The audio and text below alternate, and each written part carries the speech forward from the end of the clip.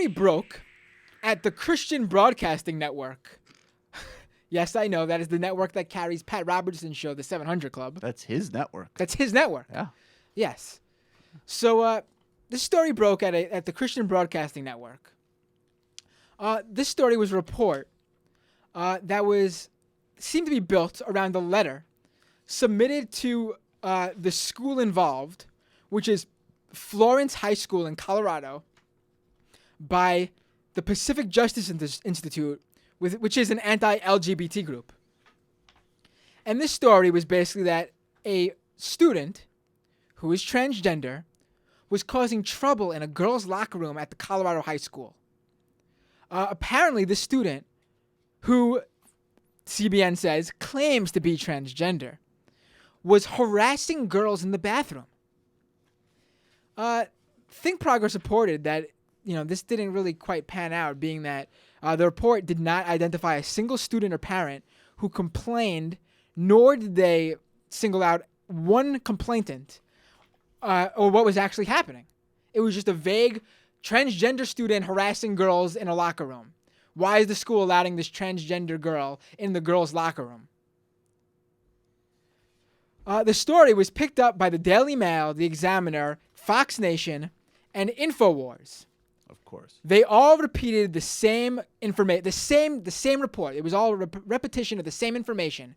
They all had the same lack of detail. And InfoWars went so far as to create their own information, saying that the girls in the locker room who were complaining about the transgender girl were being threatened with hate crime charges. Anyway, Christian Williams. There are so many hints here that this story isn't real. Yes.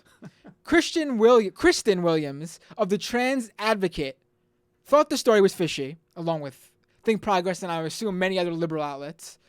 So she took it upon herself to talk to the superintendent of the school, Rhonda Vendetti. And this is what she discovered from the superintendent.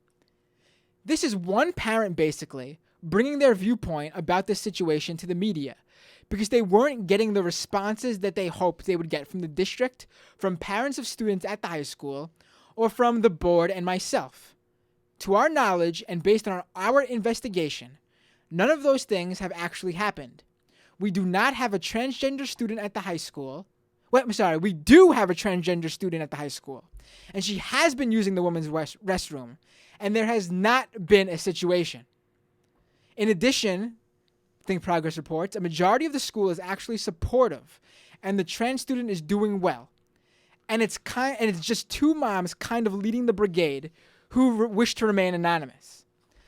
I would like to also say that it seems like these two, this mother, is part of this anti-LGBT group, Pacific Justice, because they are the group who sent the letter to the school demanding privacy protections on behalf of the girls in the locker room being harassed by this transgender student, supposedly. Now, it turns out, being that it was being covered and debunked, the Pacific Justice Institute, that anti-LGBT group, has come out and sort of wanted to, I guess, be more specific about the claims. Let's hear what their conduit of attorney, Kathy Brennan, has to say. It is our position that the intrusion of a biological male into a restroom for teenage girls is inherently intimidating and harassing. The group staff attorney, Matthew McReynolds, said the same thing to the National Review. Basically, what this means is this transgender student is not actually harassing the girls.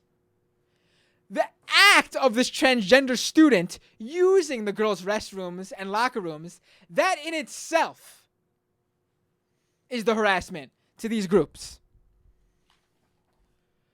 The Pacific Justice Institute posted an updated press release defending their attack on Florence High School. The group insists that the story is true simply because they sent a letter about it, and the school didn't reply. They also boast that it represents the students and their families whose privacy rights are being violated. And as Think Progress notes interestingly enough, this time around, the word harassment is absent from their press release. So basically, to sum things up, anti-LGBT group claims that the simple act of a transgender girl using a girl's restroom, even though none of those girls in the restroom or the locker room complain about it, the simple act of her using it is harassment to those girls. And that the school needs to take action to basically not give this transgender girl the rights to use the bathroom that she is entitled to use. And these conservative outlets ran amok running the story without getting their facts straight because it fed in to their ideological outlook on this situation and their beliefs on the LGBT community at large. That's pretty much the right wing in general for all the issues that they claim to be so steadfast against.